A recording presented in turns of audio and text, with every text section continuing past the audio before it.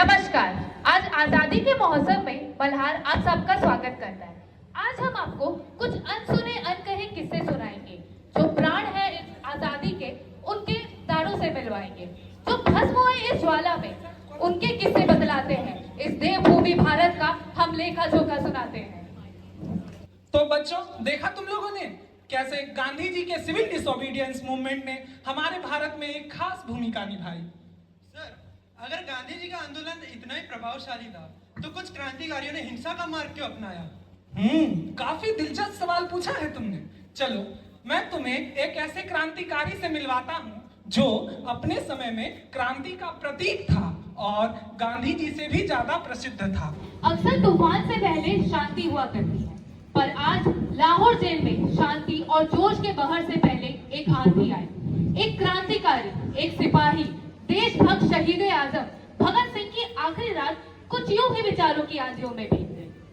अगली सुबह यानी 23 मार्च को जब उनके कुछ आखिरी घंटे रह गए थे, तब उनके मित्र व पेशे से वकील प्राणनाथ मेहता जी के साथ उनका आखिरी संवाद होता है। When there is state, there is no freedom. When there is freedom, there is no state. अरे प्राणनाथ जी, बताइए क्या बात है?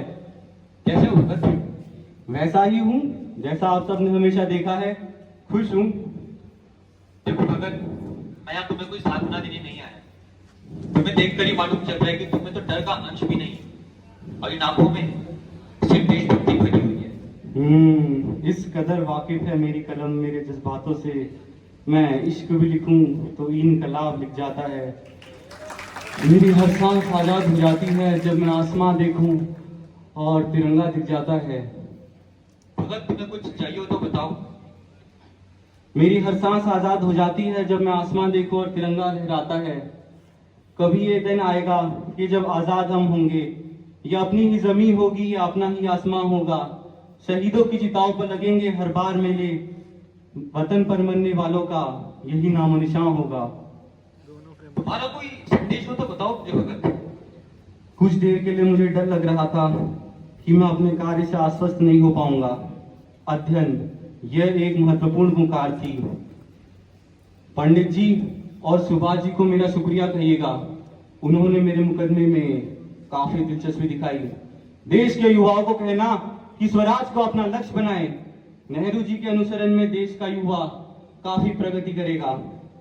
वैसे ये आपके हाथों में क्या है? ये भगत, ये मर्सी पेटिशन का ड्राफ्ट है। देखो, आज तुम्हारी ख्याति है और तुम तो स्वतंत्रता आंदोलन से जुड़ी भाग भी हो। भगत, मैं तो चाहता हूँ कि तुम इस पर अपने दस्तखत कर दो। यह स्वाभाविक है कि हर मनुष्य में जीने की इच्छा होती है और मुझ में भी है, पर मेरे जीने की एक शर्त है। मैं किसी कैद में नहीं जीऊंगा, मैं आजाद जीऊंगा। मेरा नाम हिंदुस्तान में क्रांति का प्रतीक बन चुका है और इन क्रांतिकारियों के बलिदानों ने मुझे काफी ऊंचा स्थान दिया है। इसीलिए तो क्रांति की मिसालों को जलाए रखना बहुत जरूरी है, क्योंकि ये ऐसा न हो कि तुम्हारे जाने के वक्त ये क्रांति की ज्वाला किसी आंधी से बुझ जाए। यही तो तुम नहीं समझ पा रहे प्राणनाथ। हिम्मत से फांसी पर चढ़ने से देश की माताओं में भगत सिंह जैसे फौलाद पैदा करने की आकांक्षा पैदा होगी और देश के प्रति आहुति देने वालों की संख्या खुद ब खुद बढ़ेगी। तो क्या तुम खुद को ये मौका भी नहीं देना चाहोगे कि तुम अपनी आकांक्षाओं को खुद पूरा कर सको? अरे प्राणनाथ जी, मुझसे ज्यादा खुशनसीब कौन हो सकता है? मैं इन दिनों खुद पर काफी गर्व महसूस करता हूँ। मैं आशा करता हूँ कि मेरी अंतिम घड़ी करीब आए। देख पा रहा हूं भगत, जेल की ये दीवारें तुम्हारे व्यक्तित्व को कैद करने के लिए काफी छोटी पड़ चुकी हैं। कभी वो दिन आएगा कि जब आजाद हम होंगे, या अपनी ही जमीन होगी या अपना ही आसमां होगा। शहीदों की चिताओं पर लगेंगे हर बार मेले, वतन पर मरने वालों का यही नामो निशान होगा। Great empires crumbled, but ideas survived.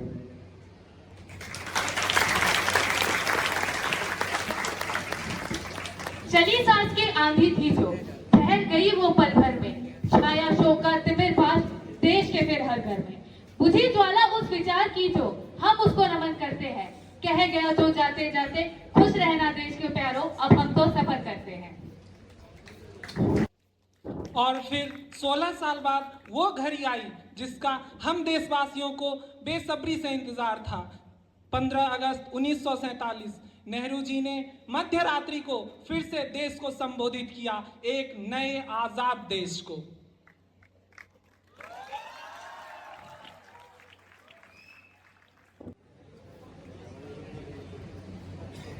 Long years ago, we made a tryst with destiny, and now the time comes when we shall redeem ourselves, not wholly or in full measure, but substantially. At the stroke of midnight hour, when the whole world sleeps, India will awake to life and freedom. We are the citizens. We are the citizens of a great country on the verge of a bold advance, and we have to live up to those standards. Jai Hind.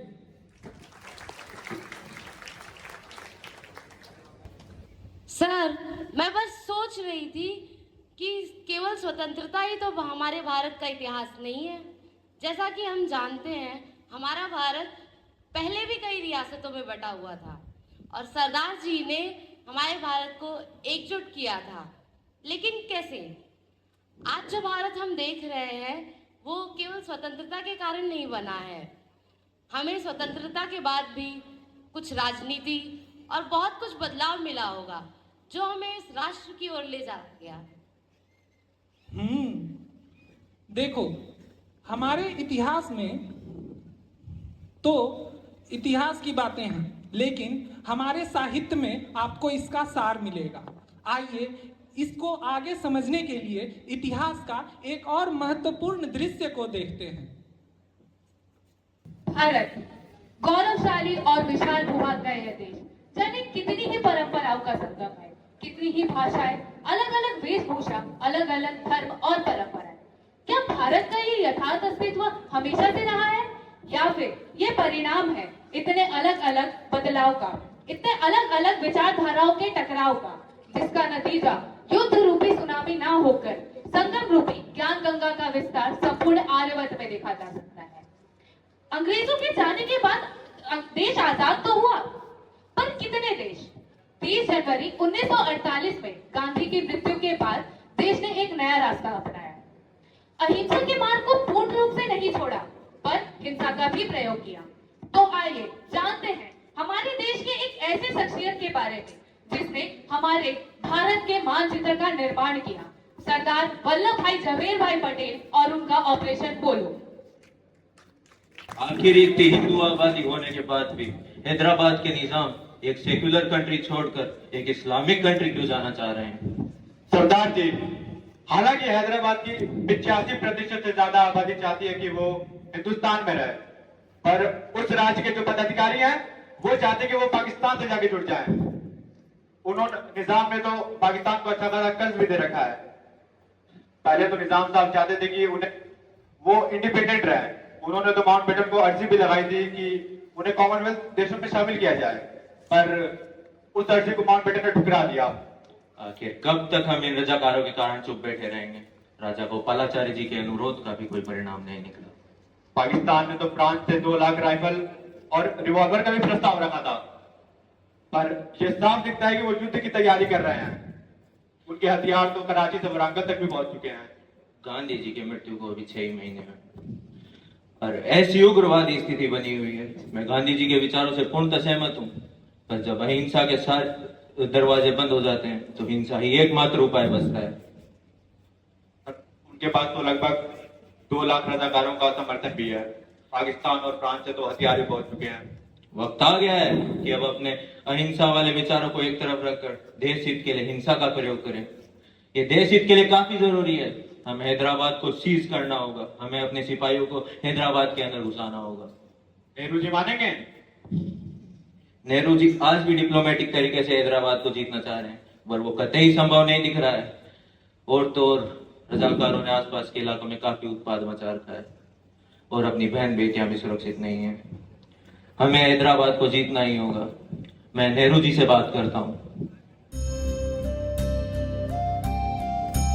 11 सितंबर 1948 प्रधानमंत्री नेहरू जी ने पाकिस्तान के प्रधानमंत्री को Telegram भेजा, जिसमें उन्होंने ये बताया कि भारत अब हैदराबाद के साथ सैन्य कार्रवाई करने जा रहा है। ऑपरेशन पोलो 13 सितंबर 1948 को शुरू हुआ। निजाम ने 17 सितंबर को सीज फायर किया। 5वें दिन की सुबह भारतीय सेना के 9 जवान शहीद हुए, जबकि निजाम की सेना से 2100 रजाकार मारे गए, 5000 घायल हुए और 5000 को कैद किया गया। इस हार के बाद निजाम ने अपने सारे पदाधिकारियों और मंत्रियों से इस्तीफा दिलवा दिया था।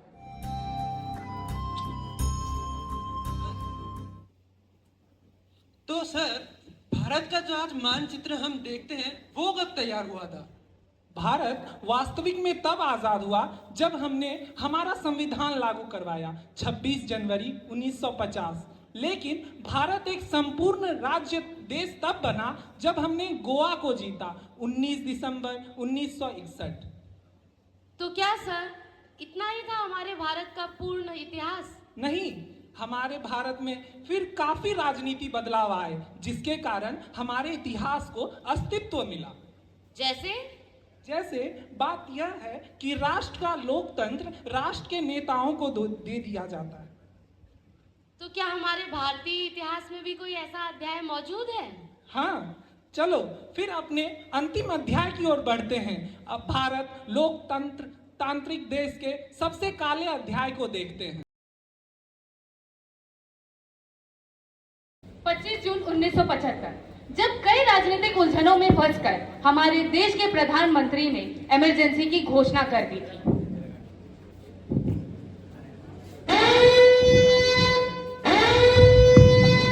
भाइयों और बहनों, राष्ट्रपति ने आपातकाल की घोषणा की है। इससे आतंकित होने का कोई भी कारण नहीं है।